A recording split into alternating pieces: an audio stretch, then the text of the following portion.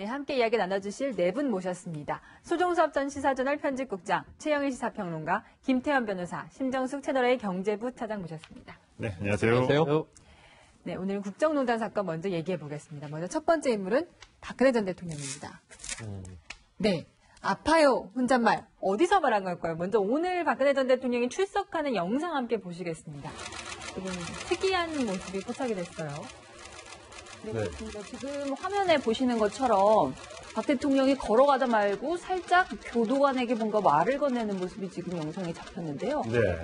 지금 지난번 재판 때 나오던 모습하고 조금 달랐습니다. 지난번 때는 굉장히 굳은 표정으로 왼쪽 발가락, 네 번째 발가락을 지금 다쳤다고 하는데 굳은 표정이었던 데 반해서 오늘은 살짝 웃는 걸 보면 부상이 좀 나은 것 같기도 하고요. 네, 하여튼 그런 모습이었어요. 저 입모양을 지금 정확하게 분석을 해보지 않았습니다만 지금 저 사진, 지금 딱 찍힌 사진에는 표정이 밝아 보인다는 거지만 조금 이제 걸어 내려가는, 그러니까 계단이 아니라 이제 경사로 이렇게 내려가는 데에서는 좀 불편한 모습을 계속해서 보이고 있습니다. 오늘도 지금 가면서 살짝 어디 부딪힌 것 같거든요. 아이쿠 지금 하는 입모양 같긴 한데요. 교도관에서 좀 부축을 받으면서 좀 내려가고 있습니다. 조금 속도가 빠르다 보니까 이게 저는 아파요인지 좀 천천히, 천천히 걷자는 얘기인지 어쨌든 통증을 호소하는 대목인데 이게 좀 지난번 굳은 표정에 비해서 좀 풀려서 밝은 표정이다. 네. 미소를 띄었다라기보다는 박 전 대통령이 지금 대인관계를 할 기회가 거의 없잖아요. 네. 그렇죠. 법정에서도 오가는 공방을 주로 지켜보고 듣고 있는 입장이고 구치소에서는 혼자 독방에 지금 수감되어 있는 것이고 그런 상황에서 교도관 정도가 지금 가장 밀접하게 접촉한 상태에서 들어가고 나오고잖아요. 그렇죠. 네. 그런데 대통령 시절부터 누군가에게 이야기할 때는 미소를 띠는 것이 습관적 표정이에요. 네. 그러다 보니까 지금 말을 하려고 대인관계를 오랜만에 하면서 네. 아프다 또는 천천히 걷자 이런 이야기를 하면서 자동으로 미소가 띄어지는 그런 표정으로 읽힙니다. 네, 어쨌든 이재용 삼성전자 부회장이 이 재판에 불출석할 정도로 지금 발 쪽이 안 좋은 것 같은데 원래 휠체어를 신청할 수가 있다면서요. 왜 휠체어를 신청을 안 하나 이런 생각도 드네요. 그러니까 사실 발가락 부상에 지금 걷는 걸 보면요. 휠체어를 타고 들어와야 될 정도의 아주 그렇게 큰 부상은 보이지 않아요. 그런 현실적인 문제. 그러니까 일정 실리적인 측면에서 그게 하나 있는 거고 또 하나는 박 전 대통령 지금 모습을 보시면 항상 정장입니다. 네. 지금 발이 앞서서 이제 샌들을 신었다고 하는데 그 전까지는 굽이 있는 구두입니다. 똑같이 사복으로 입고 오지만 최순실 씨와는 좀 복장 자체가 틀려요. 그 얘기고 머리도 항상 올리고 있죠. 그러니까 박 전 대통령 입장에서 보면 본인의 흐트러진 모습을 절대로 언론 카메라 노출하고 싶지 않겠다. 나는 어찌됐건 간에 대통령이었다는 어떤 그런 것들이 머릿속을 강하게 지배하는 건 아니겠나. 그렇다고 보면 내가 정말 죽을 병에 걸려서 끌려가는 것이 아닌 이상 휠체어 타고 이렇게 앉혀서 들어오는 모습은 절대로 보여주고 싶지 않다라는 어떤 박근혜 전 대통령의 생각이 좀 반영된 게 아닐까 싶습니다. 예. 최순실 씨는 오늘 오전에 원래 재판에 같이 나와야 되는데 나오지 않았습니다. 그 이유가 아까 리포트에서 전해드렸습니다만 갑작스런 가슴 통증과 어지럼증이 새벽까지 이어져서 일단 오전에는 못 나가겠다, 오후에 나가겠다 이렇게 얘기를 했다고 하네요. 전에는 박 전 대통령이 발가락 통증, 또 허리 통증 등을 이유로 해서 이제 불출석했는데 이번에는 최순실 씨가 네. 배워가지고 이 갑작스러운 가슴 통증, 어지럼증 이런 이유로 됐는데 결국은 아마 심리적인 상태 아니겠습니까? 여러 가지 그런 정유라 씨의 돌발적인 증언, 또 본인의 재판 부분에서 이렇게 잘 안 풀려가고 있는 상황. 또 박 전 대통령의 재판도 그렇게 원만하게 잘 돼가고 있지 못한 부분, 이런 부분 등등이 이제 어우러지면서 최순실 씨로서도 좀 이 가슴에 답답함, 이런 것들이 생겼을 것이고, 그런 것을 이유로 오늘은 좀 불출석하겠다, 이렇게 얘기를 한 것 같습니다. 예. 이 박근혜 전 대통령이 오늘 출석할 때 살짝 이렇게 미소를 짓는 모습을 보였는데, 어제 이 재판정 안에서도 잠깐 이 웃음을 터뜨렸다. 이런 얘기가 전해졌어요. 이거 좀 이상한 대목이죠. 지난번에 유진용 전 장관이 증인 출석했을 때도 유영하 변호사하고 설전을 펼칠 때 웃음을 터뜨렸어요. 네. 어제도 약간 비슷한 상황이었는데 어제는 이제 국세청의 전 국장이 나와서 관세청의 전 국장이 나와서 면세점 사업 관련한 이제 증언을 하는 때였고요. 도 변호사가 이제 질의를 했는데 이 박 전 대통령 측 변호인입니다. 근데 질의 공방의 내용은 이런 거였어요. 당시에 면세점을 이제 추가 선정하는 과정들이 뭔가 정치적 의도가 있었던 것이 아니라 정책적으로 탄탄한 준비된 토대 위에서 이루어졌던 것이다. 그렇지 않느냐 하는 공방이에요. 뭐 국장의 이 진술은 크게 의미는 없는 진술이었는데 이때 박 전 대통령이 웃음을 터뜨렸다는 겁니다. 네. 그 이게 뭔가 그때 벌어지고 있었던 법정 내에서의 질의응답의 공방을 보면서 터뜨린 것인지 네. 아니면 저는 어제는 조금 그 웃음의 타이밍이나 웃음의 이제 이 어떤 시츄에이션이라고 하죠. 정황이 특이해서 박 전 대통령이 다른 생각을 네. 개인적인 이제 생각을 하고 있다가 혼자 웃음이 터져 나온 것 아닐까? 혹은 그 장면을 보고 있었지만 재판의 내용에 몰입해 있었다기보다는 그 재판으로부터 다른 것을 연상했을 수 있죠. 집권 기간 내에 네. 면세점 관련해서 머리에 떠오르는 그런데 이제 그 이 외부적인 맥락과는 상관없이 내부적으로 그때 참 웃겼지. 뭐 이런 생각에 웃음을 터뜨렸을 가능성이 높다고 봐요. 그래서 예. 이걸 굳이 맥락과 맞추려고 하기보다는 지금 박 전 대통령의 심리 상태는 어떤 것인가 좀 저는 걱정 반 어떤 우려도 되고 그렇습니다. 저건 아마 저런 걸 거예요. 그러니까 박근혜 전 대통령이 이제 뭐 그냥 정치인 시절도 그렇고 대통령 시절도 그렇고 가장 선호하는 정치인 스타일이 아마 야당과 강하게 싸워주는 사람들. 본인의 입장을 약간 일반적으로는 무리한 논리일지라도 어쨌든 본인의 입장을 강하게 설파하는 사람을 좋아한다고 하지 않습니까? 뭐 사실 지금 총선 때 예를 들면 조은진 당시 의원이 뭐 존영 논란 이런 거 이렇게 하죠. 네. 그런 것들, 그런 행동들 이런 거 좋아한다는 게 사실은 정치권 일반적인 평이죠. 지난번에 유준용 전 장관하고 유영하 변호사도 굉장히 크게 한번 다툰 거나 마찬가지입니다. 네. 박근혜 대통령 그게 좋았던 거죠. 나를 위해서 유영하 변호사 이렇게 싸워주는구나 그런 부분들. 예. 오늘도 그래요. 오늘도 사실 아까 말씀하셨던 국장인데 이 면세점의 문제가 잘못하게 되면 박근혜 전 대통령 입장에서는 또 하나의 추가 기소를 당할 수 있는 좀 중대한 문제거든요. 예. 어떤 의미에서 이게 지금 보면. 들어가 14가지 범위에 그러니까 안 들어가는 물론 거죠. K재단 이제 미르재단의 문제로 그 롯데에 관련된 게 들어가는 있는데 네. 본격적으로 지금 다시 수사가 되게 되면 맨 처음에 롯데를 빼라 했던 부분이라든지 그런 부분들 다시 추가가 될 가능성도 상존하고 있기 때문에 굉장히 신경 쓸 수밖에 없는 거죠. 그런데 이제 도태우 변호사가 그 실무국장을 다그칠 때 순간 실무국장이 대답을 못합니다. 예. 그 타이밍에서 미소를 지었다는 거예요. 그리고 이제 유영하 변호사가 대통령한테 박 전 대통령한테 뭐라고 얘기하니까 같이 웃었다는 거죠. 예. 뭐라고 얘기했겠어요? 대통령님 저거 보십시오. 걱정 안 해도 됩니다. 이런 얘기 했겠죠.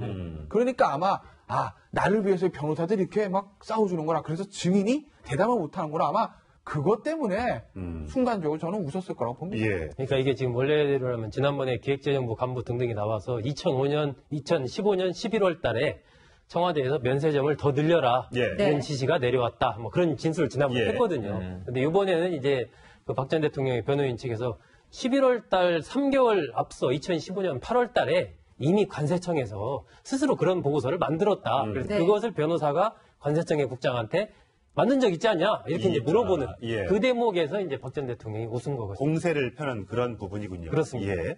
자, 뭐 연인선 앵커가 법조팀에 있기 때문에 아침에 저희에게 해준 얘기 중에 박근혜 전 대통령이 재판에 집중하지 못한다. 뭐 네. 이런 얘기를 좀 들었다고 하네요. 네, 저희 취재 기자에 따르면 이 물병이 있으면 물병을 이렇게 가만히 들여다보고 이 상표를 보고 물병 뚜껑 이 안쪽을 보는 행동을 네. 했다고 하는 예전에 연필로 쓰고 지우고 이런 행동을 네. 반복을 했다고 하잖아요. 어떻게 보면은 좀 정말 집중을 하면 저런 행동을 안 할 것 같은데. 그래서 제가 좀 해석을 다르게 말씀드린 이유가 지금 김태현 변호사님은 법조인이시고 우리 네. 소국장님은 재판의 맥락을 보다가 우리에게 유리한 이야기가 진행되고 있구나 해서 이제 밝은 미소를 띠고 우리가 불리할 때는 좀 굳은 미소를 짓고 네. 굳은 표정을 하고 이게 지금 아니고 제가 보기에는 이게 굉장히 장황한 재판이 거의 매일 공판이 그렇죠. 이어지고 예. 있어서 예. 지난번에 이 발가락 부상 이야기를 할 때는 거의 일주일 동안 공판이 이어지지 못했어요. 예. 하지만 강하게 구인하겠다라고 이야기를 하니까 이제 금요일에는 나왔죠. 그렇죠. 그래서 이제 한 주를 다 쉬지는 못하고 한 번 재판이 이루어졌는데 주 나흘이잖아요. 지금 이런 강행군하는 상황에서 계속 지금 최순실 씨가 아프다. 박 전 대통령이 아프다. 이게 돌아가면서 아픈 예. 이유는 이것을 굳이 실제로 아픈 점도 있을 거고 심리적인 불안정도 있겠지만 또 하나는 재판 전략상 시간을 끌어보자. 네. 10월 중순이면 박 전 대통령은 이제 구속 만료. 구속 만료. 11월이면 어쨌든 최순실 씨도 구속 만료. 근데 지금 이런 상황에서 아플 수밖에 없는 이유를 제가 좀 굳이 찾아보자면 지금 문건이 쏟아져 나오고 있잖아요. 청와대 문건. 추가 기소가 되면 구속이 늘어납니다. 네. 그러니까 이런 부분에서 10월까지 버티면 되는데 11월까지 버티면 되는데 추가 기소돼서 구속 기간이 늘어나면 네. 이게 또 아무 의미가 없는 일이 돼버리지 않습니까?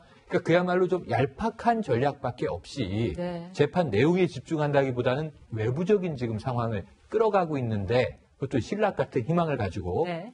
최순실 씨는 그나마 희망이 없어요. 박 전 대통령은 이거 정치적인 재판이다. 난 정치적으로 다시 일어설 수 있다 이런 희망 네. 혹은 사면의 기대를 할 수 있지만 최순실 씨는 뭐 그런 기대도 가질 수가 없단 말이죠. 이런 상황에서 심리적인 좌절이 한 번쯤 몰려오는 시기가 된 것 같다. 이런 생각을 해봅니다. 네. 그래서 직접 본 저희 취재 기자는 굉장히 산만하다 이렇게 표현을 했는데 이 피고인들 중에 저렇게 좀 산만한 피고인들이 있나요? 있을 수 있죠. 왜냐면 이제 대개 재판들이요. 아주 길게 뭐 진행된다 하더라도 4-5시간 한다 하더라도 매일 하는 건 아니거든요. 예. 아마 제 기억에 최순실 씨가 단기간 내에 형사법정에 제일 많이 출석한 피고인 중 하나가 최순실 1등이 네. 박근혜 대통령이에요. 아. 왜냐면 6개월 구속기간 동안 매일 저렇게 나서 올 때마다 한 5-6시간에서 10시간씩 재판하는 경우가 많지는 않아요. 그 정도로 큰 사건들이 흔하진 않으니까요. 그러니까 박 전 대통령 같은 경우에도 워낙 사건이 많고 이렇게 하다 보니 좀 집중력이 좀 부족인 거죠. 네. 그러니까 우리도 변호인들이야. 왜냐면 계속 그걸 읽고 집중을 해야 되게 하겠지만 그리고 변호인들 같은 경우는 좀 여러 명 변호인단들하고 순서도 바꾸고 교체를 하기도 합니다. 예를 들어서 A 증인을 할 때 네가 하고 B 증인을 할 때 내가 하고 이런 식으로요. 근데 박 전 대통령은 항상 계속 옆에 서 있어야 되잖아요. 근데 사람의 집중력이랑 한계가 있으니까 순간 이제 딴 생각하는 경우들도 많겠죠. 그래서 저는 아마 그 물병 쳐다보고 이런 거는 그 순간에 좀 지루하고 이렇기 때문에 아마 우리 이제 일반적으로 멍 때린다는 얘기도 하지 네. 않습니까? 좀 그런 측면들 저는 많다고 봐요. 어제 제가 보니까 그 법원에 출입하는 후배 기자 통해서 좀 최근 상황에 대해서 나름대로 취재를 한번 해봤어요. 네. 그랬더니 최근에 이제 그쪽에서 화제가 박근혜 전 대통령과 삼성 이재용 부회장의 어떤 자세. 예. 이것이 굉장히 화제더라고요. 삼성 이재용 부회장은 막 어떤 때는 새벽까지도 재판이 진행되지 않습니까? 자세가 전혀 흐트러짐이 없는 거예요. 네. 꼿꼿한 자세를 그대로 유지하고 있어서 기자들 사이에서 참 이제 가정교육을 잘 받은 것 같다. 정신력이 대단하다. 뭐 나이도 이런 얘기를 젊지 않습니까? 나이도 상대적으로 젊죠. 그렇지만 사실은 우리도 새벽 힘들죠. 한두 시까지 재판 받아서 가만히 꼿꼿하게 있기 쉬운 일은 아니지 않습니까? 네. 예. 박근혜 전 대통령 같은 경우는 그동안에 우리가 박근혜 전 대통령 생각하면 굉장히 이 꼿꼿하고 막 그런 이미지를 많이 생각을 했었잖아요. 네. 근데 재판에서는 지금 뭐 밤까지 진행되는 경우도 드물고, 그리고 평소에 재판정에서의 박 전 대통령의 자세가 아까 이제 뭐 물병 보고 뭐 했다는 것처럼 굉장히 좀 이렇게 산만하고 좀 흐트러진 모습을 보이는 거예요. 그래서 네. 기자들 사이에서는 두 사람의 그 재판받는 태도를 요즘에 비교하는 것이 또 화제더라고요. 심정수 장이 보기에는 어쨌든 이게 재판장이 묻고 답하고 이러면 시간도 금방 좀 가고 할 텐데 지금 박근혜 전 대통령이 말을 하나도 안 하잖아요. 그러니까 저희가 뭐 증언을 들을 수가 없으니까 어떤 생각으로 재판에 임하고 있는 건 참 궁금해요. 지금 뭐 만약에 탄핵이나 이런 사건이 없었으면은 청와대에서 내가 이런 일들을 해서 임기를 마무리하고 있을 텐데 사실 뭐 한 5월이었으면은 뭐 워싱턴도 한번 갔다 왔을 수 있거든요. 그렇기 때문에 이렇게 급작스러운 사실 탄핵 그 헌재 선고가 내려지기 거의 직전까지도 박 대통령 입장에서는 반반이었다고 합니다. 내가 여기 계속 있을 수 있다고 정말로 생각했기 때문에 정말 갑작스럽게 추락한 데다가 심지어 지금 구치소에서 맨날 수갑차고 왔다 갔다 하는 신세거든요. 예. 사실은 온전한 정신을 계속 유지하고 있는 것 자체도 굉장히 힘든 일이라고 생각을 하고요. 그래서 뭐 여러 산만하다 뭐 이런 그 표현들, 이런 관찰들이 나오는 게 어떻게 보면은 뭐 사람이기 때문에 타고날 수 있는 그런 불안한 그 감정의 표현이라고 생각을 합니다. 혹시 재판에서 박 전 대통령이 얘기 안 하는 거는 이것도 이제 변호사하고 전략이에요. 변호사가 입을 통해서 나가는 게 재판에 유리하다고 생각하는 겁니다. 근데 피고인이 이렇게 말하는 게 많지 않아요. 아, 그래요? 네. 원래 왜냐면 그래요? 본인의 말 한마디 하면 본인이 이제 법률 전문가가 아니잖아요. 그러니까 본인이 얘기하는 것들이 도움이 안, 그러니까 해가 되는 경우도 있고, 해도 아니고 도움도 아니고 하나만 하는 얘기도 사실 많거든요. 그러니까 변호인들이 웬간하면 피고인한테 얘기 못하게 하죠. 아, 그래요? 왜냐면 본인이 다 이제 정리를 하면 되니까. 물론, 피고인만이 아는 그런 사실관계를 다툴 때는 재판장이나 뭐 이렇게 증인신문하고 할 때 피고인이 반대신문하는 경우도 있어요. 최준실 씨 몇 번 그렇게 했잖아요. 예. 네. 근데 박 전 대통령은 본인 자체가 원래 말이 많지 않은 스타일이고 예. 그렇다고 보면 이 재판 끝날 때까지 얘기 한 번도 안 할 거예요. 다만 이제 마지막 길쯤 가게 되면 최우진 진술. 피고인 최우진술 그건 당연히 할 거고 예. 그 앞에 이제 피고인 신문 아마 할 겁니다. 왜냐하면 예. 검찰 입장에서 보면 검찰 조사한테 박 전 대통령이 전부 다 부인했다는 거 아니겠어요? 네. 그러니까 이제 공판장에서 마지막 피고인 신문 할 건데 그때 대답 얘기할 거고 그리고 피고인 최우진술 할 거고 그 전까지 증인 신문 할 때 제가 박 전 대통령이 얘기할 확률은 거의 없어요. 왜 피고인 신문을 지금 안 합니까? 피고인 신문 원래 증인 신문 다 하고 마지막이에요. 아, 원래. 증인 신문 다 해놓고 이제 마지막에 하는 절차가 이제 피고인 신문 이렇게 하는 거죠. 네. 오늘 이 출석하지 않은 최순실 씨 얘기도 해보겠습니다. 최순실 씨, 이 청와대에서 여러 가지 캐비닛 문건이 발견이 됐고 이 문건들이 지금 국정농단 사건과 연루돼 있다는 얘기가 나오는데 네. 이 문건들 증거로 채택되지 못하게 해달라 이런 얘기를 미리 했다. 그러니까 지금 미리 이제 선제적으로 공세를 취하는 겁니다. 네. 왜냐하면 지금 뭐 1심 재판 후반으로 쭉 가고 있는데 지금 새로운 증거들이 밀고 나오게 되면 방어권을 이거는 침해하는 일이다. 이게 이경재 변호사가 강력하게 지금 얘기를 했어요.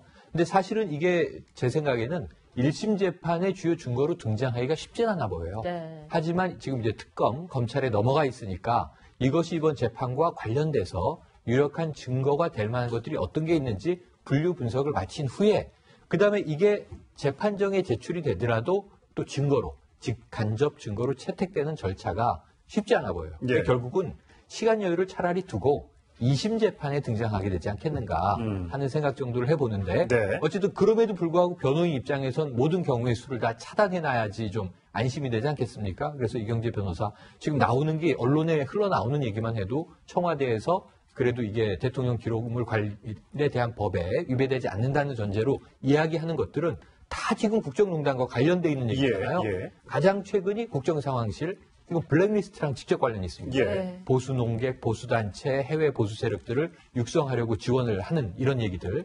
그래서 이런 부분에 있어서는 뭐 제가 보기에는 변호인 쪽에서는 최순실 씨 입장을 변호하는 쪽이니까 당연히 미리 예단을 이제 한 것이고요. 예. 여기에 대해서 이제 검찰 측에서는 뭐 특별한 언급이 없었다고 합니다. 그러니까 검찰 쪽도 당장 증거로 이걸 들이밀 생각은 아니다 네. 하는 것으로 조금 안심시키는 선에 절충적인 협의가 이루어지는 것 아니냐, 암묵적으로 이런 생각을 해봅니다. 청와대에서 특검팀에 줬다는 거 아닙니까? 자료 제출을. 그렇다면 검찰에서 이제 그걸 검토해서 이게 지금 어쨌든 간에 재판이 어떤 방향으로 일어날지 모르지만 안종범 전 정책조정수석의 수첩도 정황 증거로만 채택이 되고 등등으로 봤을 때 특검이 조금 공세적으로 좀 불리한 것 아니냐라는 얘기가 나올 때쯤 이 문건들이 추가가 나왔잖아요. 공교롭지 않습니다. 그렇죠. 그러니까 이게 어쨌든 다시 들어가면 이 채택을 해야 됩니까? 안 해도 됩니까? 그건 상황 따라 틀리죠. 그러니까 문건이 어떤 형태의 문건이 들어가. 예를 들면은 두 가지. 예를 들면 이제 그 메모. 처음에 이제 박수현 대변인이 이렇게 막 해가지고 보여준 거지. 이거 메모. 저 지금 나오는 겁니다. 저 메모 같은 경우에 만약에 이제 특검이 제출한다고 하면 저게 증거가 되려면 저거 쓴 사람 찾아야 돼요, 일단. 네. 필적으로 다 찾아가지고 그 사람 딱 재판장에 데려놓고, 어이, 당신 이거 쓴 거 맞아? 제가 쓴 거 맞습니다. 이렇게 해야 이제 증거로 쓰이는 거거든요. 그 내용의 진위 여부는 나중에 따지더라도.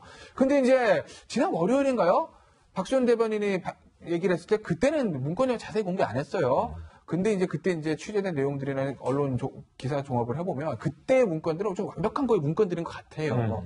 그러니까 아마 공문서 형태를 갖춰져 있는. 그러니까 그런 것들은 공문서 형태가 갖춰져 있다고 하게 되면 그건 당연 증거 능력 있는 서류니까 제출한 증거를 쓸 수 있을 거예요. 다만 중요한 건 그게 증거를 쓸 수 있냐 없느냐 문제가 아니라 안종범 수첩 증거를 씁니다. 네. 그걸 가지고 유죄 판단에 근거를 쓸 수 있겠느냐. 그러니까 전문 용어로 하면 증명력 이렇게 얘기를 합니다. 증거 가치. 그 문제인데 아직까지 그거에 대한 판단은 쉽지는 않죠. 왜냐하면 내용 자체가 뭐가 아닌지 우리가 다 알지 못하니까요. 특검이 그 부분에 대한 걸 지금 고민을 하고 있을 거예요.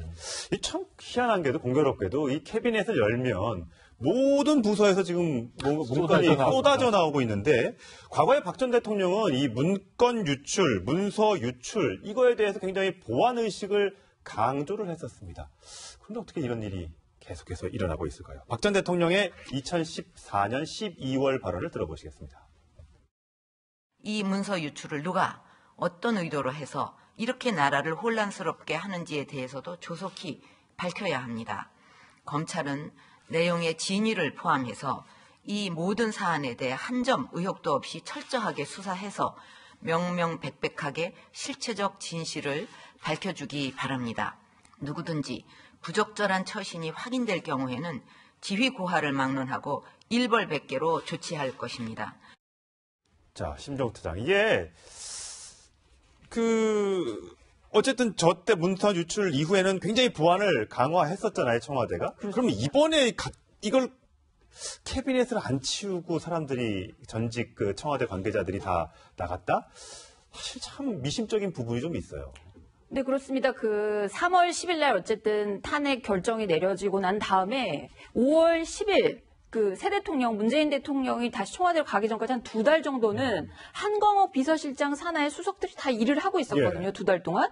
그리고 그 과정에서 계속 이제 퇴임 준비를 했죠. 그러면서 각 수석실별로 문서 파쇄기도 되게 많이 샀다고 했잖아요. 그래서 대량 파쇄도 하고 뭐 중요한 문서 같은 것들은 다 황교안 총리 지휘하에 국가기록원으로 다 넘겼는데 이관을 했는데요. 저런 것들이 사실 왜 이렇게 많이 남아있고 또 뭐 정책조정수석실에서 웬 카카오톡과 관련한 뭐 이런 보고서가 나오고 정책조정수석이면은 수석들 중에서도 제일 선임 수석 자리거든요. 굉장히 큰 것들을 이렇게 조율하는 자리인데 그런 데서 뭔가 좀 어울리지 않는 그런 문건들이 나오고 도대체 어떻게 된 건지 청와대가 이제 기왕에 알 권리를 위해서 공개를 하는 거면 그런 저는 그 공개된 발견하게 된 절차까지 좀 투명하게 오히려 밝히는 게 더 어차피 위법 논란에 휩싸였기 때문에 더 국민들한테 신뢰를 주지 않을까 싶습니다. 정말 캐비넷을 열면 이게 무슨 보물창고도 아니고 너무 많이 나오니까 일부 있으면 이거 빠뜨렸나 보다 이렇게 생각할 수 있는데. 그래서 처음에 민정수석실에서 7월 3일에 발견된 300쪽의 다발 이것을 7월 14일 금요일에 뒤늦게 발표를 했죠. 그러면서 결국은 두 가지의 가설이었어요. 하나는 파쇄하다 너무 황급해서 이것을 묶어놓고 나중에 처리해야지 했는데 누군가 깜빡하고 그냥 방치했다. 그리고 두 번째는 의도적인 것이다. 그러니까 내부 제보자가 있다. 그러니까 이걸 굳이 의인이라고 불러서 의인 가설 뭐 이렇게 이제 부르는 경우도 있었어요. 이게 사람에 의한 의도성이냐 아니면 실수냐. 그런데 이게 다발적으로 나오다 보니까 그럼 내부 제보자가 한 명이 아니고 복수여야 해요. 거의 부서마다 한두 명씩이 공모해서 자 이번 정권에서 빚어진 여러 가지 이 옳지 않은 일들을 다음 정부가 들어와서 정권 교체가 된다면 이걸 좀 다 확인하시오 하고 오히려 그냥 흘리고 갔다라고 봐야 하는 지금 상황이에요. 뭐 그럴 수도 있다고 생각이 됩니다. 왜냐하면 좀 말이 안 되는 일이 벌어지면 과거에 이 행정관들이 이럴 수 있거든요. 자 이게 국가 기록인데 이걸 다 파쇄하면 나중에 내가 법적 처벌받는 거 아니야? 차라리 적당히 숨겨놓고 나가는 게 내가 좀 연피하는 게 아닐까? 뭐 여러 가지 이제 자기의 보신부터 생각을 했을 수가 있어요. 근데 지금 우리는 알 수 없는, 진실은 현재 알 수 없습니다. 중요한 건 청와대가 발표한 것을 그대로 믿는다면 정말 이 부서 저 부서에 캐비넷, 서랍장 여러 군데 정말 적지 않은 양의 이제 문서들이 쌓여 있었다는 거죠. 자, 지금 더 있습니다. 처음에 300종이었고요. 그 다음에 1361건. 그 다음에 세 번째로가 국정상황실이 504건. 그리고 빠르면 오는 뭐 주말, 일요일이나 혹은 다음 주 초에 발표할 게 국가안보실에서도 나왔다. 그때는 청와대가 이야기하기를 수천 건에 이르는 것으로 보인다. 그럼 아직도 남아있는 게 더 많다는 얘기거든요. 분류를 거치고 과연 어떤 게 나올지 다 지켜보는 수밖에 없어 보입니다. 저기요. 그러니까 실수서라는 뭐 의도설이잖아요. 어느 쪽으로 하도 좀 말끔하진 않아요. 그러니까 저도 사실 아침이랑 저녁이랑 제 생각도 막 바뀌어요. 뭐가 맞는 거지? 근데 하나 제가 정말 이상한 걸 말씀드려요.